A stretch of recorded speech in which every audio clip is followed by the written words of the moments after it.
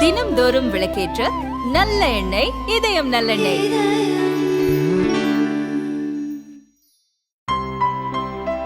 இனிமே கண்ணை மூடிட்டு கடலை எண்ணெய் வாங்கலாம்.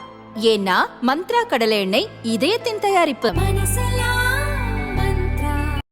முதல்வர் ஸ்டாலினுக்கு மார்க்சிஸ்ட் கம்யூனிஸ்ட் கட்சியின் தமிழ் மாநில செயலாளர் பாலகிருஷ்ணன் எழுதிய கடிதத்தில் கூறியிருப்பதாவது: தொழிலாளர் நலத்துறையின் கீழ் செயல்படும் கட்டுமானம், உடல் உழைப்பு மற்றும் அமைப்புசாரா நல வாரியங்களில் லட்சக்கணக்கான தொழிலாளர்கள் பதிவு செய்துள்ளனர். கடந்த 6 மாதங்களில் தமிழக நலவாரிய அலுவலகங்கள் மூலம் 74 லட்சம் தொழிலாளர்கள் பதிவு செய்தனர். அவர்களின் தரவுகள், ஆவணங்கள் அழிந்துவிட்டதாக தொழிலாளர் நலத்துறை தெரிவித்துள்ளது. தொழிலாளர்கள் அனைவரும் மீண்டும் ஆவணங்களை ஆன்லைனில் பதிவேற்றம் செய்திட வேண்டும் எனவும் நிர்பந்திக்கப்படுகின்றனர். தொழிலாளர்கள் மீண்டும் அனைத்து ஆவணங்களையும் ஆன்லைனில் பதிவேற்றம் செய்வது எளிதான காரியம் இல்லை.